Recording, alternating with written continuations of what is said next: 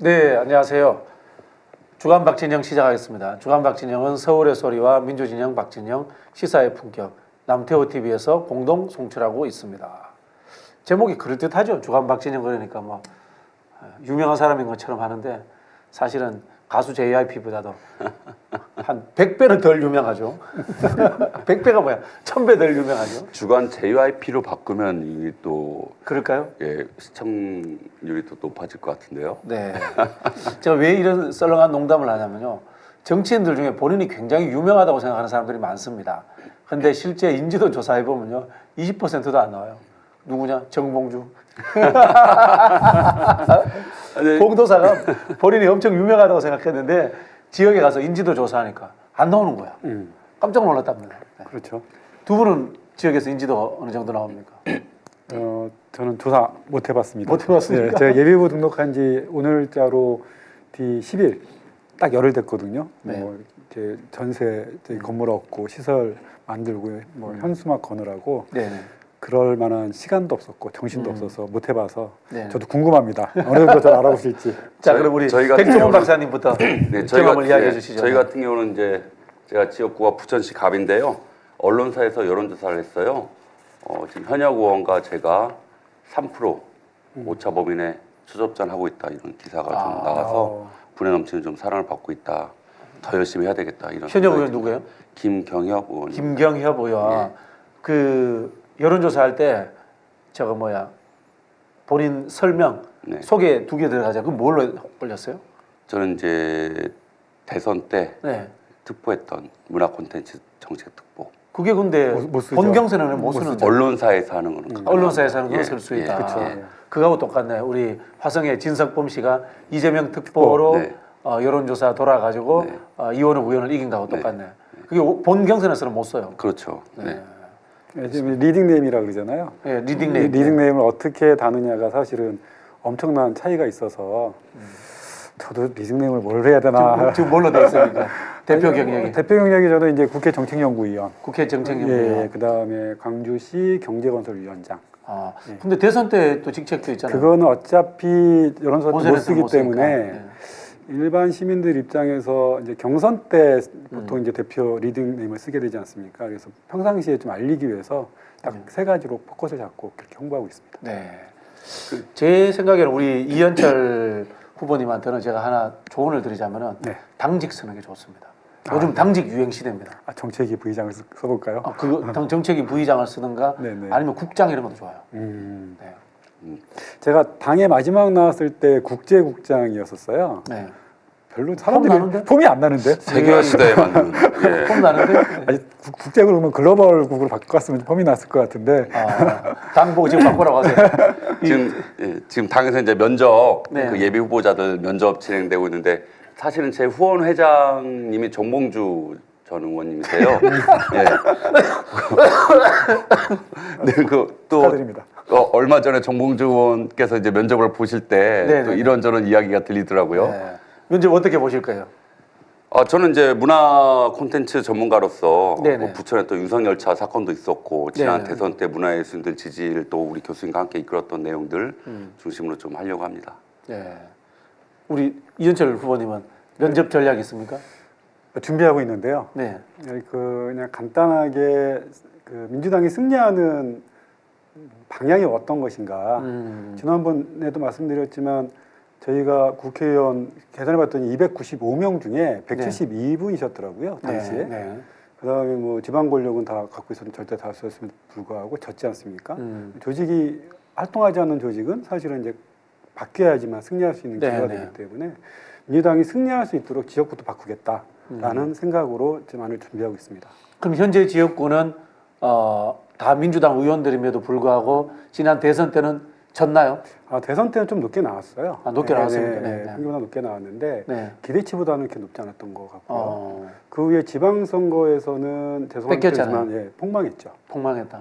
이제 그 원인 중에 하나가 그 지역에서 추천해서 선출된 뭐 시장님과 뭐 지역 시의원님이 서로 고발 고소하고 결국은 그 중에 한 명 뭐 다들 지금 다른 분들이시지만 뭐 탈당해서 국민의힘 가 있고 뭐 완전히 무너진 상태죠. 지역 골관 조직이. 그러면 지역의 민주당 당원들이나 민주당을 사랑하는 일반 시민들 입장에서는 자존감이 망가지는 거예요. 우리가 네, 뽑아준 네. 사람이 그냥 손 털고 가서 국민의힘 가가지고 활동하고 지지 선언하고 이 당에서 뭐 호가호식 다 누리는 사람들이. 근데 그분들도 공천하신 분들은 거기에 대해서 사과하지 않고 있는 거죠. 네. 이런 부분부터 좀 정비하고 가지 않으면 저희가 다음 또 총선 이후에 지방선거 있고 대선이 있지 않습니까? 어떻게 이기겠어요? 효능감 떨어진 조직은 사실은 숫자가 많다고 많은 게 의미가 없다. 이런 말씀을 좀 드리고 싶습니다. 광주가 지역구시잖아요. 경기도. 경기도 전남 광주 같은 경기도 광주를 만들겠다. 경기도 광주 갑입니다. 네. 더 아니 지금 푸른- 말씀을 이런 것 같아요. 지역위원장이 전행을 하고 자기 중심으로 지역위원회를 이끌었으면 책임을 져야 되는 거고. 그럼요. 그렇지 않으면은 당원 민주주의적 절차에 의해서 당원들의 의사가 100% 반영되는 상향식 민주주의 조직으로 오히려 바꿔라. 맞습니다. 이게 정답인 것 같아요. 같이 커야 되는 거죠. 그렇죠. 네. 이부 말씀하시니까 그 말씀 드리고 싶은데 우리 사회에서 국회의원, 그다음에 광역의원, 기초의원을 무슨 계급으로 보는 사람들이 있어요. 아니죠. 그러면 안 되죠. 그렇죠. 네. 말씀하셨던 것처럼 영역이 이렇게, 다른 거지. 영역 역할이 다른 거죠. 롤이 네, 네, 틀린 네. 거지. 역할이 다른 예. 거죠. 네. 그런데 이제 국회의원이 이제 뭐 광역의원, 기초의원을 부하다르듯이 네, 네. 자기 마음대로 이렇게 후보 추천하고 아닌 사람 배척하고 또는 뭐 광주 갑을 얘기하는 건 아닙니다. 전반적으로 그런 사례들이 너무 많아서 국회의원과 광역의원, 기초의원의 역할 분담하는 거고 서로 협력 체계이지 그게 상하간 게 아니다. 국회의원님들이 그 부분들을 명확하게 이해해 주셨으면 좋겠다. 그러지 않으면 정치 발전이 없어요. 부하가 어떻게 큽니까? 동지가 크는 거지. 그래서 지역위원장님들께서 앞으로 그 지역의 당원들을 훈련시키고 그 안에서 활동가들, 특히 정치 활동가들을 같이 더불어 성장할 수 있도록 동지로 이해해 주시고 역할 분담으로 이해해 줬으면 좋겠다. 그러니까 지난주에 말씀드린 것처럼 행사장에서도 보면 현역 의원이 오기 전에 선출직이에요. 지방 의원들도 그렇죠. 주민의 선택을 받은 지방 의원들이 기다리고 있잖아요. 수행하고 예, 그게 뭡니까? 그리고 또 현역 의원이 의정 보고할 때 지방 의원들이 해왔던 것들 또 그걸 또 성과로 발표하고. 그것도 있고요. 의정 보고할 때 그 지방 의원들한테 동원령 시키지 않습니까? 그렇죠. 1인당 50명씩, 예, 50명씩. 뭐 60명씩 모셔와라. 그 영주 시대도 아니고 그러니까 문제가 많습니다. 과거 우리가 이제 열린 우리당 시절 노무현 네네. 정부 시절에는 상향식. 국회의원이 지역위원장을 못했어요. 못했죠. 예. 그래서 이제 당원들이 뽑아서 지역위원장을 했던 그런 좀 기억도 생각이 나네요. 근데 좀 실패했죠. 예, 실패한 모델이라고 했는데 맞습니다. 그- 그렇게 했었죠. 국회의원 이제 우리 광주 각 지역구의 국회의원도 적용되는 부분인데 행정 경험이라든가 조직 활동 경험이 없이 어떤 전문성이 있다거나 또는 이 재정 재력에 이제 탁월함 이런 걸로 국회의원 되는 건 저는 결사 반대요. 사실 지금 우리 정치인들 중에 직업군으로 따지면 변호사, 교수 이런 전문직들이 많은데 전문직들이 정치 잘 못해요. 정치는 노무현 대통령이 이야기했던 깨어있는 조직화된 시민의 힘이잖아요. 조직 속에서 성장하지 않은 사람들이 생각보다 정치 못해요. 저 전문직 정치 저는 개인적으로 굉장히 반대예요. 우리 당도 이 법조인 출신 너무 많아요. 과잉이에요. 그게 지금 당이 이렇게 수준이 떨어진 이유 중에 하나라고 보는 게 결국 정치라는 것이 정치의 전달 체계가 행정이잖아요. 행정에 대한 이해도 있어야 되는 거고 그다음에 정치를 모아오는 과정이 조직이잖아요. 그렇죠. 그러면은 큰 회사라든가 공직자를 하든가 정당 조직이든 이런데 이적은 경험이 있어야 되는데 그런 거 없이 그냥 전문직이라는 건 뭐예요? 한동훈처럼 공부 잘했다는 뜻이잖아요. 공부 잘해서 라이센스 땄다는 뜻인데 그걸 가지고 정치에도 들어와서 그대로 적용시키는 거는 저는 맞지 않다는 생각이 들어요. 그 말씀도 맞고 정치가 국민을 대변하기 때문에 국민의 다양성을 이렇게 그대로 투영해 줘야 되잖아요. 그렇죠. 예. 그런데 한 직업군이 너무 많다는 얘기는 국민의 다양한 의견들을 투영할 수 없는 구조이다. 이렇게 보는 거죠. 예를 들면 저는 그런 생각을 좀 합니다. 그러니까 소수자들이라든가 또는 이민해 오신 귀화 외국인들이시라든가 기아 외국인들 그분들한테 당연히 기회를 줘야 되겠죠. 한 분이라도 네. 이익을 대변할 수 있도록. 그런데 우리는 그렇게 국민의 다수의 국민들의 다양한 의견들을 수렴하는 형태의 대의민주주의로서의 기관으로서의 국회가 아니라 특정 직업군, 특히 법조인, 과잉이에요. 검찰, 40명 판사, 변호사 출신 네네. 분들, 그분들이 필요 없다는 얘기는 아닙니다. 적정한 숫자가 있어야지 과잉은 항상 문제가 생긴다. 기억하시겠어요? 옛날에 저희 기억하시지만 열린우리당 시절에 그 법사위에서 국가보안법 관련된 제도 개선 싸움이 있었지 않습니까? 그다음에 사학법 등등 4대 학법에 대한 싸움이 있었는데 그 당시에 우리 열린우리당 소속 의원님들 중에서도 그 율사 출신들은 사실은 반대했어요. 그럴 수밖에 없는 게 그분들이 살아온 인생이 법률 전문가로서만 살아왔기 때문에 그 법률에 의해서 피해받고 있는 다수의 국민들이 안 보이는 거죠. 그냥 법률의 이익을 대변하기 위한 직업적 대변자로서만 역할을 했던 과거 기억이 있습니다. 지금은 그렇지 않다고 생각하고 있는데 하여튼 그런 일들은 이제 청산돼야 되는 거죠. 어떤 특정한 직업군이 과잉되게 국민을 대변하는 것은 문제가 있다. 이런 생각을 하고 있습니다. 그 최근에 있었던 이제 검찰 개혁 관련해서도 민주당에도 검사 출신 의원들이 딴 목소리 많이 냈습니다. 그건 사실인 거고요. 그리고 우리가 이제 독일이라든가 영국 같은 이 나라에 있는 이제 중도 진보 정당 우리처럼 정당들의 국회의원들의 직업군들을 보면요. 노동계와 샐러리맨들이 압도적으로 많아요. 네, 그렇죠. 우리도 노동계 많죠. 우리도 사실 뭐 서민과 중산층의 정당이다 그러면은 노동계라든가 샐러리맨들의 대표, 직장인 대표 이런 분들이 사실은 그렇죠. 많이 들어와야 돼요. 포션이 너무 적어요. 네. 그 과잉 대표 이렇게 돼 있다 얘기를 하는데 사실은 지금까지 이제 입법 기관이라고 하니까 아 국회 들어가면 법을 만들어야 되니까 법조인이 굉장히 일을 잘할 것 같아라고 생각들을 하셨는데. 전혀 아니라고 하는 게 여러분 지금 보십시오. 국회 하는 것들 보면 국민의힘이나 민주당이나 법조인이라고 해서 국회의원 절대 잘하는 게 아닙니다. 정당에 대한 내용도 알아야 되고요. 국정감사도 해야 되죠. 예산 심의도 해야 되죠. 각종 민원도 해결해야 되죠. 국가정책에 대한 아젠다도 제시해야 되죠. 근데 특정 직업군, 법조인이 이걸 다 한다? 절대 아니거든요. 역대 법사위 의원 중에 제일 잘한 사람이 박지원이라고 그래요. 아, 그렇죠. 법조인도 아니에요. 예, 법조인도 아니죠. 법조인도 아닌데 박지원 의원이 법사위 역대 의원들 중에 제일 잘했다고 해요. 맞습니다. 법조인이라고 잘하는 거 아니에요. 금방 말씀하신 것처럼 그냥 법 만드는 거는 정부에서 법 만들어다 줘요. 그거는 보는 판단력만 있으면 돼요. 국회도 입법처 있고요. 그렇죠. 다 있어요. 입법조처가 있죠. 네네. 자, 저희가 오늘 뭐 국회 들어가고 싶어하는 분들이 계시니까 그런 이야기를 해봤는데요. 또 이분들하고 관련되는 이야기를 오늘 첫 번째 주제로 해볼게요.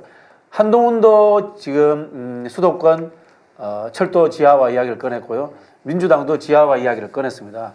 두 분이 이제 지방정무에서 지방 의원도 하셨고 또 근무도 하셨잖아요. 네네. 공무원으로 근무도 하셨기 때문에 이런 분야에 있어서 사실 좀 많이 아실 것 같아요. 그리고 사실 저도 이런 일을 하는 부처에서 저는 일을 했고 담당자를 했었고 해가지고 지금 교통운영발전위원회 저희가 이제 이 철도특별법 담당위원회였습니다. 네.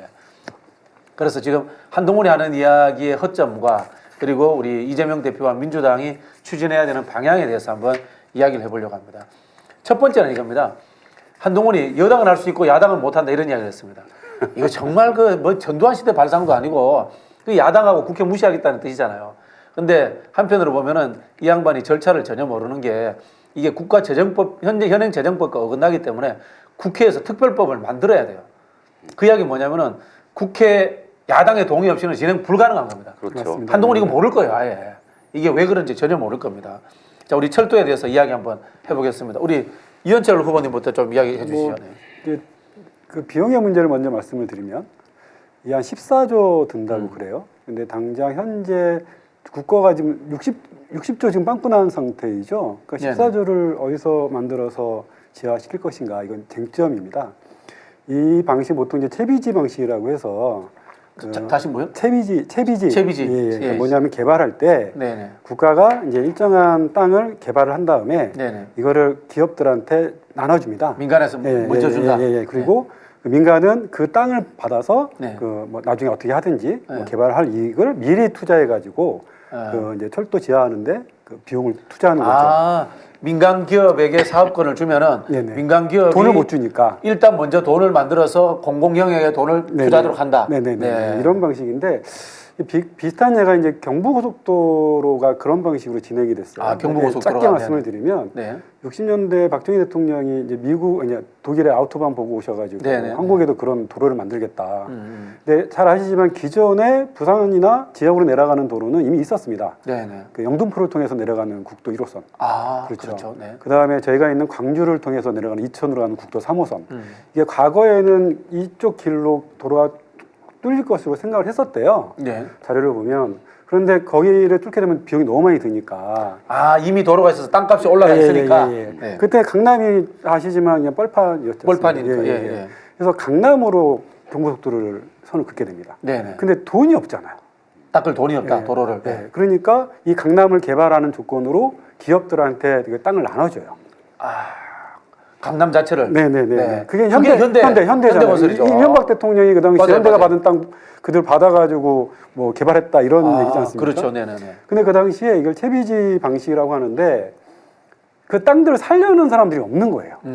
당시에 네네. 한 개발 이익이 있어야 하지 않습니까? 네네. 다른 이미 이제 영등포 라인이라든가 저희 강주로 하는 천호동 라인 이쪽으로는 길이 있으니까 수익이 발생할 거로 보여지는데 맨 땅에 길만 뚫린다고 땅값이 오를 거라 보지 않았던 거죠. 네네. 그래서 만들어진 게 그린벨트입니다. 네. 사실은 뭐 서울의 확장을 반대하고 뭐 결과적으로는 그런 역할을 했지만 당시에는 개발업자들이 다른 땅을 못 사게 하고 네네. 이 개발에 투자할 수 있도록 하기 위해서 다른 땅을 다 묶어버린 거예요. 개발을 못하게. 아 동그랗게 포위를 내서 네네네. 그 안에 땅만 사도록 예, 유도한 예. 거네. 그래서 강남 땅만 개발할 수 있고 거기서만 개발 이익을 만들어서 경부속도를 뚫게 만든 거죠. 다시 말씀드리면 이 철도 지하화도 결국 이제 그런 방식의 상상을 하고 있는 것 같아요. 지금 뭐 특별법도 맞습니다. 보면 네네네. 민간의 영역 민간이 참여할 수 있도록 해주겠다. 그렇죠. 네. 그 얘기는 간단하게 말씀드리면 기존의 철도를 지하화시키는 데 있어서 네. 국가가 예산을 이렇게 한꺼번에 투자를 못하니 기업들한테 그 지하화시킨 이후의 땅에 대한 개발권을 넘겨주고 네. 그 개발에 따른 개발 이익을 계상해서 투자하게끔 만드는 거죠. 그러려면 교수님 뭐 아시지만 후보님 국가 예산은 1년 단위로 움직여야 됩니다. 예, 그렇죠. 예. 당해년도에 모은 돈은 당해년도에 다 써야 돼요. 안 되면 다 반납입니다.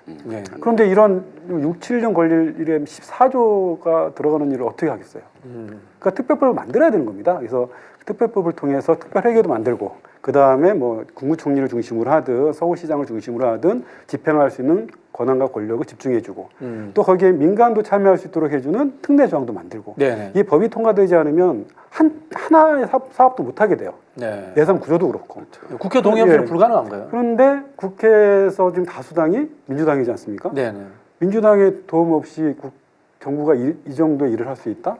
불가능하죠. 네. 제가 사실은 이제 국가균형발전위원회에서 일했는데 거기도 국가균형발전 특별법입니다. 그렇죠. 그리고 국가균형발전 특별회계가 있어요. 예산이 있어요. 네, 특별회계로 그러다 하죠. 보니까 할 때마다 그 당시에 국민의힘의 동의를 늘 받았어요. 저희도. 제가 그 담당자였어요. 아, 그래요? 이게 국가사업이라는 것이 대통령이 마음대로 뚝 뗀다는 게 아니에요. 아유, 이제 방금 말씀 주셨는데요. 저희는 이제 경인선 지하와 저희 지역구도 연관이 돼 있는데. 아니 또 직접 연관이 그렇죠. 있네. 부천선 이렇게 지나가죠. 자 보세요. 지하철이 지나가죠. 그 위에도 땅의 토지에 대한 소유권은 철도공사가 갖고 있죠. 그렇죠. 네, 맞습니다. 철도공사는 국토부죠. 국토부죠. 그러면 그 땅을 우리나라 이제 행정체계가 기재부로 넘어갑니다. 기재부로 넘어가죠. 또 네. 캔코로 넘어오죠. 그렇죠. 네. 캔코에서 이제 지하철로 들어가게 됩니다. 그렇죠. 네. 이런 과정을 다 거쳐야 되고 이런 과정을 거치는데 신속하게 또 예산에 대한 문제, 또 민간이 들어와야 되는 그리고 또 문제 때문에 자투리 땅은 네. 특광역시하고 그렇죠. 기초지자체가 소유하는 땅도 네, 있어요. 네, 네. 그래서 특별법을 통해서 이거를 완벽하게 빠르게 시행하자는 거거든요. 또 이제 민간도 들어와야 되기 때문에. 근데 이거를 그냥 뭐 말로 뚝 던지고 오늘 이재명 대표님이 이런 말씀도 하셨다는데 지금 총선을 앞두고 공약 베끼기 전쟁이 또 시작됐어요. 네, 맞습니다. 아니 그럼 그냥 하던가 자기들이 정권 잡았으면 하던가 지금까지 안 해놓고 말씀하시니까 대표께서 그런 말씀하셨잖아요. 이재명 대표께서 여당은 행동하는 거고 야당은 비전을 제시하는 거다. 네. 같으면 빨리 집행하시면 될 걸. 왜 그렇죠. 딴지를 같으면 집행하면 아니 통신비 절감은 대선 때 다 공약으로 내놨는데 네, 왜 아직도? 자기들은 아직도 또 수상공인 대출에 대한 문제들 네, 네. 이런 것들 좀 면제해주는 방안이 있었는데 자기들이 지금 권력 잡고 있는데 그렇죠. 그걸 안 하고 있는데 또 총선을 앞두고 그럼 뭐 국회의원 수 줄이겠다 세비 줄이겠다 지금까지 한 번도 그렇게 공약 걸어놓고 해본 적 있습니까 국민의힘 계열에서? 제가 그 말씀 하고 싶어요. 그러니까 국회의원 세비를 줄이겠다. 뭐 그렇게 사고할 수 있습니다. 예전에 그런 논의가 있었잖아요. 평균 임금 정도를 받는 게 좋지 않겠느냐. 그렇죠, 이게 예. 정의당 중심에서 이런 발언이 좀 있었었어요. 우리 검사도 그렇게 했으면 좋겠어요. 검사부터. 네, 검사부터. 검사부터. 아니, 그러니까 맞습니다. 한동훈 비대위원장이 검사부터 평균 임금으로 줄이겠다.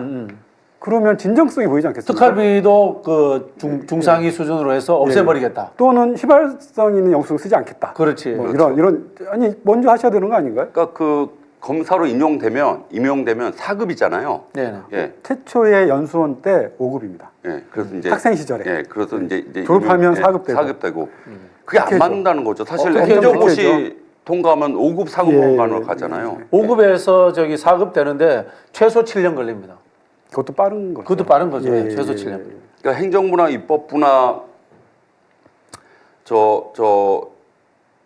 우리 이제 지방 공무원 예를 들어 보면요. 4급이 국장이거든요. 그쵸. 4급 예. 국장이죠. 기초지휘. 평생의 그 국장의 꿈을 이루기 위해서 30년을 고생을 하십니다. 예.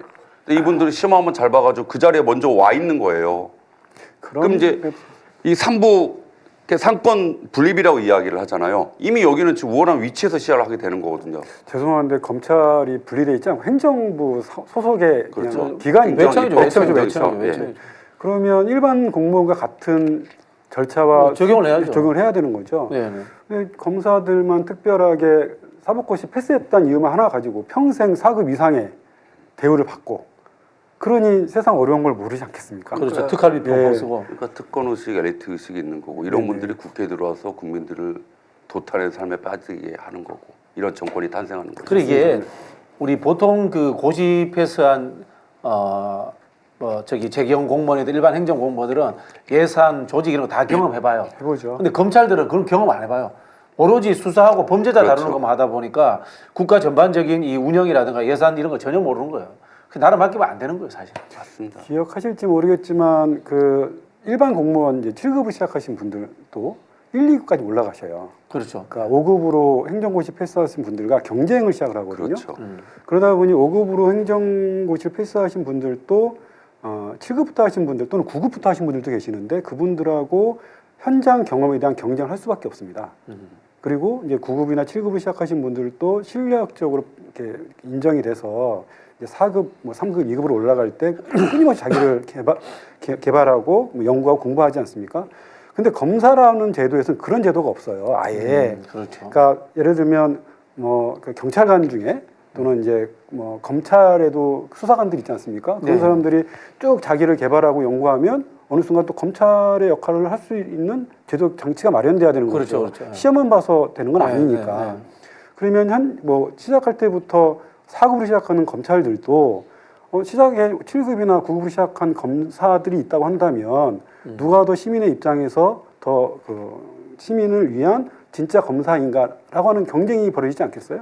독점적 권력은 항상 썩을 수밖에 없고요. 제가 보고 있는 현재 검찰의 문제는 그런 내부 경쟁이 없는 야, 우리 이런 생각하고 있습니다. 아, 너무 좋으신 정말 말씀이네요. 그 이제까지 이제 그 우리 검찰개혁 뭐 조상호조차도 이야기하지 않았던 아 그렇습니까? 정말 그 대단한 저는 발견이라는 생각이 들어요. 쉽게 설명드리면 이렇습니다. 검찰직 7급 공무원 시험이 있어요. 그분들이 승진한다고 해도 검사가 되는 게 아닌 거야. 기소권을 가지는 게 아니야. 맞습니다. 지금 근데 기소권을 가지게 하자는 거죠. 그 사람들 일 잘하면.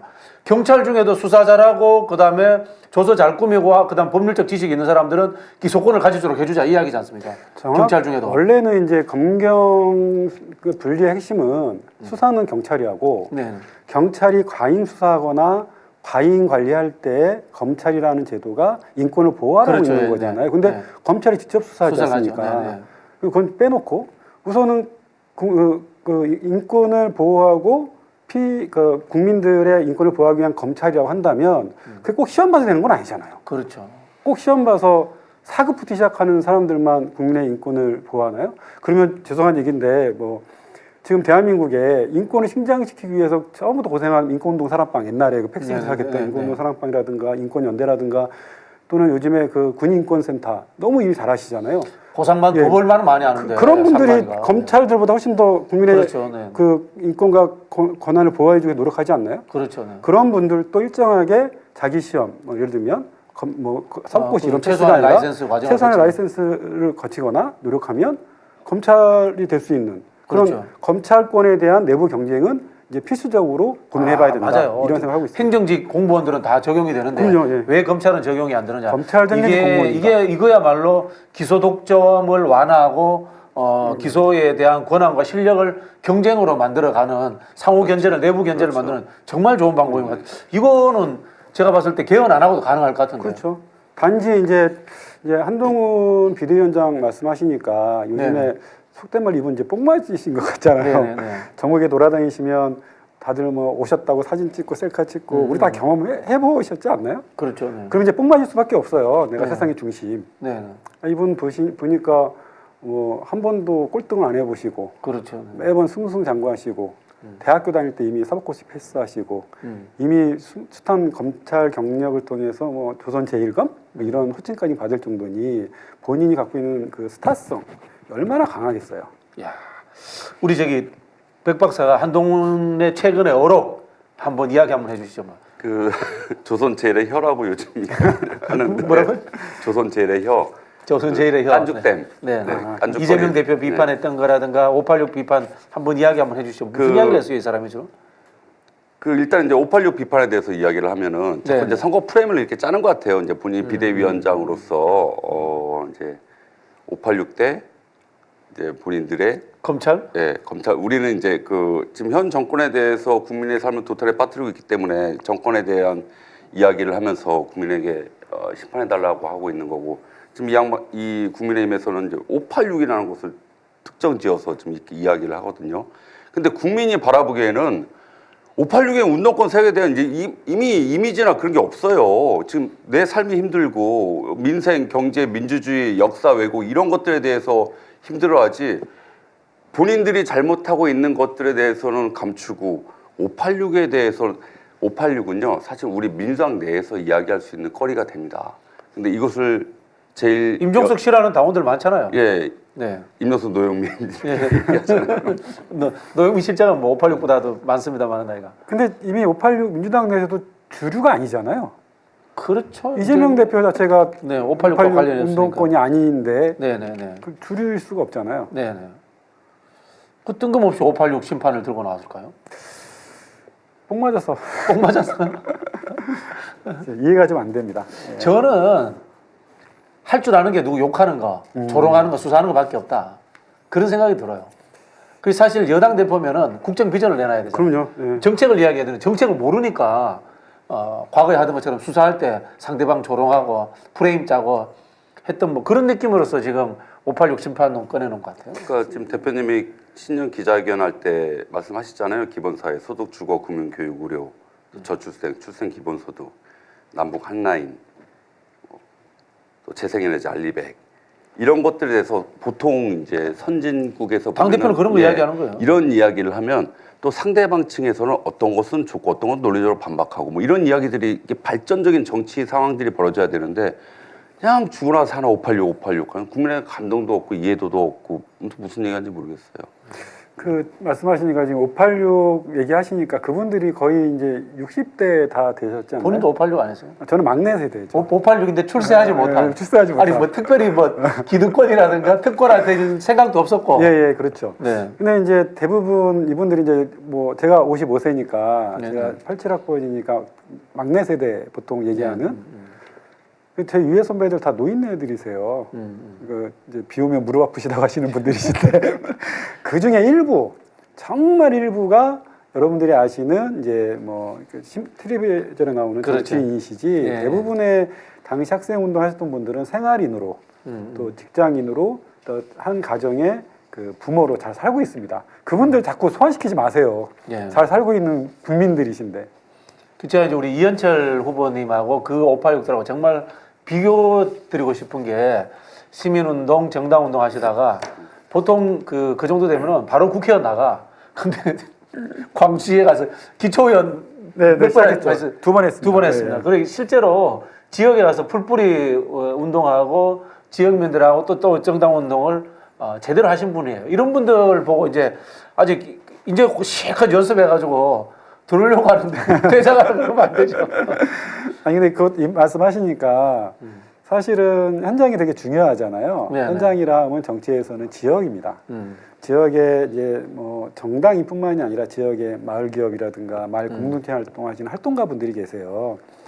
그분들이 사실은 이 그 고령화 시대 인구 소멸 시기에 지역을 지탱해주는 그 연락책이거든요. 그렇죠, 네. 사람들의 삶을 관리해주고 얘기 들어주고 어려운 것이 있으면 면사무소나 동사무소에 가서 전달해주는 이분이 대부분 이제 50대 다 되셨어요. 이런 분들을 싸잡아서 그냥 운동권을 몰아부리면 검사들은 뭐 했습니까? 궁금합니다. 그런데 검사들은 뭐 했습니까? 도대체 검사들은 뭐 했습니까? 검사들은 뭐 했습니까? 야. 그 지금 아시지만 지역에 가면 독거노인 사망 사건들이 종종 일어나잖아요. 네. 그거 챙겨주시는 분들이 지역 이장님들, 새마을 부녀회장님들, 지역 활동가 분들이세요. 그분들은 그나마 지역 주변에 있는 분들과 공생하기 위한 작은 희망에 손짓을 내주시고 계시는데 다시 한번 여쭤보겠습니다. 검사들은 뭐 했습니까? 야, 이렇게 반문해야 되나요? 민주주의 국가를 이룩한 상황에서 열심히 고시원에서 공부를 한 거죠. 편안하게. 그거는 본인이 결정하신 거니까 폄훼할 생각은 없어요. 그런데 이제 그걸 그 당시에 시대 상황에 앞장섰던 사람들을 비판할 필요도 없는 거예요. 그럼요. 예. 네. 사실 그리고 뭐 운동권은 30년 전 이야기지 지금 왜 소환해가지고 있나요? 네. 지금 운동권이 있어요? 지금 운동권이 어디 있어요? 지금 사실은 민주당 내에 그 586들이 비판받는 게 과거의 운동권처럼 헌신성이 있고 그다음에 열정적으로 윤석열 정부와 싸우지 않느냐 그래서 비판받는데 그분들 운동권도 아니지 그냥 기득권이지. 기득권이라고 표현을 해야 되죠. 그렇죠. 네. 기득권이죠. 기득권은 저희도 비판하고 있지 않습니까? 그렇죠. 네. 그 이제 그 말씀을 드리고 싶은 게 이제 그러니까 한동훈 비대위원장이 그런 질문을 했죠 기자들한테 검사 독재요? 검사가 국민들의 뭐 인권을 보호하려는 기관인데 그게 독재라는 단어하고 맞습니까? 이런 표현을 하셨어요. 군사 독재는 그 말이 맞습니까? 군인은 국민을 보호해야 될 의무가 있는 사람들이에요. 근데 그들이 그렇죠. 독재를 했지 않습니까? 그렇죠. 네. 그 말이 안 되는 거잖아요. 그러니까 말씀하셨던 민주주의라고 하는 것은 소통하고 경청하고 특히 권력이 있는 집단들은 소수민들의 마음을 읽고 소수와 약자들의 얘기를 들어주고 소통해야 되지 않습니까? 그게 민주주의잖아요. 그 소통이 끊기고 일방적인 걸 주장하고 요구하면 그게 독재가 되는 겁니다. 아 맞습니다. 그게 아니 검사들이 국민들의 얘기를 듣지도 않고 검사 출신들이 자기가 왕인 것처럼 시작할 때부터 사기이다 보니까 지금 장관 되고 대통령 되시니까 한 번도 서민의 삶을 살아본 적도 없는 사람들이 서민의 얘기를 그럼 듣는 척이라도 해야죠. 듣지도 않으면서 그게 독재예요. 군인들이 국민들의 뜻을 듣지 않고 총칼로 권력을 창탈하여 일방적으로 국가를 통치하던 권위주의 시절이 있었지 않습니까? 그럼 군사 독재가 되는 거죠. 저는 사실 지금 이제 우리 검찰 특권 이야기를 하면서 직위와 직급 문제를 이야기했는데 고시도 없앨 때가 된 것 같아요. 그렇죠. 행정고시 자체도 예, 없앨 예. 때가 된 것 같아요. 그리고 또 더 웃기는 건 이거잖아요. 지금 로스쿨 졸업해서 라이선스 따고 얼마 있다가 다시 이제 이 검사라든가 판사라든가 임용되면 또 사급이 되는 거잖아요. 그렇죠. 이거 자체가 너무 네. 말도 안 되는 이 점프고 또 이 사회적 갭을 만드는 거예요. 이거. 이게 그런 생각 해보셨어요? 이게 과거제 같은 거잖아요. 과거제죠, 그렇죠? 예, 네. 그 조선시대, 봉건시대 때 그렇죠. 인재를 예. 뽑는 방식인데 네. 지금 그 국민이 주인인 이 공화정 시대에 네네. 과거 방식으로 인재를 뽑는다? 그러면 앞으로 계속 기억력 좋은, 암기력 좋은 사람들만 사회적 리더가 되는 구조가 돼버려요. 그렇죠, 그렇죠. 저는 이건 폐지해야 된다고 봅니다. 근데 국민의힘이 예전에 이렇게 하시겠지만 이준석 그 국민의힘 대표 시절에 과거제 부활을 얘기하신 거예요. 그 당시에. 그렇잖아요. 똑같이 시험 보고 똑같이 암기력 좋은 사람들 그리고 성격 좋은 사람들이 정치해야 되는 구조. 그 초중고 대도 네. 그렇게 갔다가 정치도 그렇게 네. 가자. 말이 안 되는 그런 거죠. 이야기를 한 거죠. 네, 4차 산업혁명 시대에 이제 그래서 이재명 대표의 기본 사회가 주목을 받고 있는데요. 로톡이라고 일전에 방송에서도 얘기했고요. 네네. 또 의료 서비스도 마찬가지. 지금 비대면 진료 일부 가능하잖아요. 법률 서비스도 AI가 더 빠릅니다 이제. 앞으로 그렇게 되겠죠. 예, 판결문 가치도 지금 미국 같은 경우에 대부분의 이제 법률 서비스를 AI로 바꾸려고 네. 시스템 주마다 다 짜고 있습니다. 제 주위에 이제 제가 대학에서 또 오랫동안 학생들을 가르치다 보니까 취업이나 이제 진로 상담을 들어오는데 제가 절대 하지 말라고 하는 게 두 개가 있어요. 네. 법조인, 의사. 지금 최고인데요. 그렇지. 그게 우리 최고니까 우리나라의 이 기득권이 강고해지는 거죠. 이제 미래 세대에는 아까 말씀하신 것처럼 산업화 30년, 민주화 30년 이제 끝났습니다. 이제 끝났죠. 기본 사회 30년을 준비하는 거고 이건 이제 산업 구조가 재편되고 사회가 재편됐다는 얘기거든요. 그 두 분이 시청에서 일해 보셨잖아요. 네네. 고시 출신하고 같이 일해 보셨어요? 네, 해봤습니다. 아 그럼요. 저는 서울대 법대 출신하고 일해봤어요. 서울대 법대 출신, 고시 예, 예, 출신. 예. 지금 그 변호사 라이센스 있는 분들이 6급으로 들어오세요 시청에. 일자리가 이제 그게 맞아요. 그것도 예. 높게 들어오는 거예요, 사실. 예. 은 그렇죠. 네. 근데 뭐 그 어떤 경우이든 뭐 6급이든 4급이든 이렇게 특채할 수 있어요. 필요하면 모셔서 그 시민들을 위해서 역할하게끔 할 수 있죠. 근데 이게 독점적 지위가 되면 안 된다고 자꾸 말씀을 맞아요. 드리는 거예요. 이게 독점이 돼서 문제인 거지. 독점만 안 된다면 누구한테든지 기회가 있다고 한다면 그 뭐라고 할 이유는 없지요. 특히 그러니까 근데 검찰 같은 경우는 기소권을 독점하고 있지 않습니까? 이 기소권을 독점하고 있는 이 권력이 그 특정한 장벽을 만들어 놓고 특정한 구멍을 통과하지 않으면 그 못 들어가게 만든 그렇죠. 제도잖아요. 네. 이것부터 허물어야죠. 그 검찰도 마찬가지고 판사도 마찬가지고 행정직 공무원들도 마찬가지고 고시를 치잖아요. 그러면 이제 그 중에서 성적 좋은 상위 10%는 본청 근무를 시켜요. 네, 본청 근무를 계속 시키는데 이 사람들이 하는 게 좋게 말하면 기획 업무인데 나쁘게 말하면 그러면 조직 보위 업무를 시켜요. 자기 조직의 선고를 만들어서 조직 재생산하는 걸 말하는 거야. 검찰의 기득권을 강화하는 기획, 법무부의 기득권을 강화하는 기획, 행안부의 기득권을 강화하는 기획 이렇게 하고 성적이 나쁜 좀 떨어지는 사람들은 지방으로 돌려요. 그렇게 해서 현장 업무를 해요. 민원만 계속. 그렇죠, 그렇죠. 근데 이게 어떻게 되냐면은 나중 되면은 초초 엘리트들은 현장을 전혀 모르고 소리만 들고 왔다 갔다 하는 놈들인 거야. 그리고 그 기초지자체로 가면은 기획 업무는 하지 말고 현장에 전달 업무나 해라 이렇게 해서 일을 분리해 버리는 거예요. 그러다 보니까 이 공무원 사회에 양극화가 생기는 거고 이 민중들이라든가 국민들의 의견이 전달 안 되는 구조를 스스로 만들어가지고 기득권화되어 버리는 거예요. 그렇죠. 이게 본질이 고시제도예요, 고시제도. 맞습니다. 진짜 고시제도를 네. 이제는 없애야 돼요. 이 정권에서는 보세요. 지금 양곡법, 간호사법, 이태원 참사, 또 방송산법, 노랑봉투법 다 거부했잖아요. 자, 간호법 봅시다. 대선 때 동시에 양 후보가 다 공약으로 걸었죠. 바로 그거예요. 의사들이 간호사에 혹시 자기들이 하고 있는 진료 행위 비슷한 걸 할까봐 막는 거거든요. 특권 의식. 근데 이 정권에서 지금 이현철 예비후보님께서 말씀하신 그 검사에 대한 것들을 좀 7급에서도 올라와서 그 기소권을 부여하자는 거 이 정권에서 절대 안 합니다. 지금 이렇게 다 거부권 행사하잖아요. 때문에 이번 총선에서 거부권을 행사하지 않도록 윤석열 정권을 심판할 수 있도록 거부권을 행사할 수 없게 만드는 석이 200석이잖아요. 그래서 민주당의 절대적인 승리가 필요한 겁니다. 그러기도 하고요. 절대로 승리해서 기소청으로 만들어 버립시다. 그렇죠. 예, 이거 기소청을 만들어야지. 기소 배심원제. 그 안에서 이제 또 내부 경쟁 시켜서 네. 네, 네. 뭐 예를 들면 저희들끼리는 서울 출신도 검사장 될 수 있도록 꼭 사법고시 패스 안 해도 네, 네. 자기가 내부적으로 시험 제도 만들 수도 있고요. 평가제도 만들 수 있지 않습니까? 그래서 서울 출신들도 예를 들면 7급 뭐 검찰 조사관 출신들도 자기 개발 잘하면 투자하고 네, 네. 연구하고 공부하면 검사장 될 수 있게끔 만들어줘야 되는 거 아닌가요? 그렇죠. 네, 네. 근데 우리 이현철 선배님은 왜 이제서야 유튜브에 나타나셨습니까?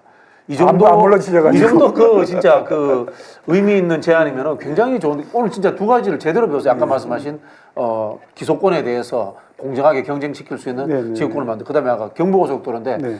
제가 의문이 하나 풀렸어요.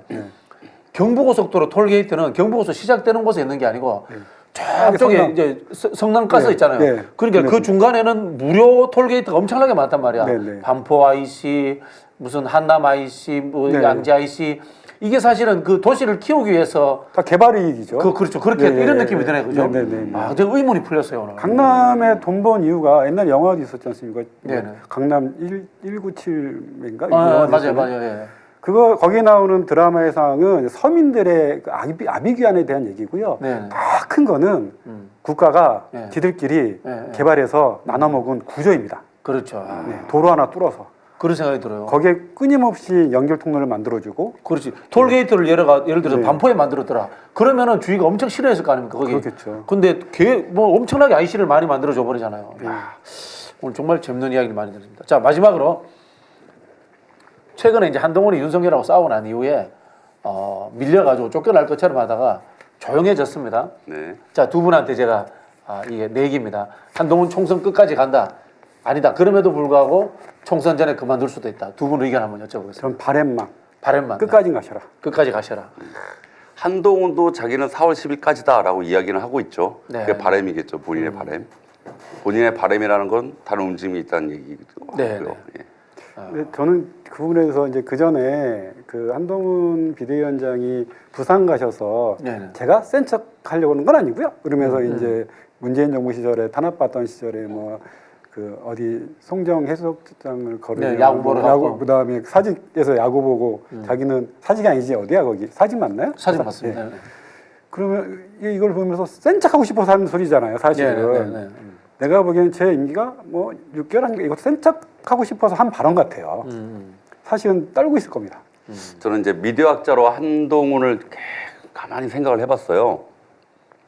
보통 이제 SNS를 할 때 사람들이 왜 관심을 갖냐면 나르시시즘, 아, 노출증, 관음증이라고 이야기를 합니다. 그래서 제가 이제 학생들한테 강의를 할 때 저 SNS에 저 특정 그 글만 보고 자괴감에 빠지지 말아라. 아마 저 사람은 자기 인생의 최고의 장면을 보여준 것일 것이다. 라고 이야기를 하는데 한동훈 비대위원장 같은 경우를 보면은 본인이 나르시시즘이 그거잖아요. 내가 너무 이뻐 그러다 물속에 빠져 죽잖아요. 예. 자기를 너무 사랑하는, 자기를 너무 그리고 노출하고 싶어. 그리고 또 보여줌을 자기가 노출한다는 건 다른 사람도 본다는 얘기거든요. 이런 겁니다. 김건희 씨 김건희 씨도 보면 똑같이. 똑같은 거예요. 네. 나르시시즘, 관음증, 노출증. 그 대통령실에 김건희 그냥 개인 블로그잖아요. 사진첩. 아시지만 김건희 씨가 얘기했잖아요. 한동훈 비대위원장 절친이라고.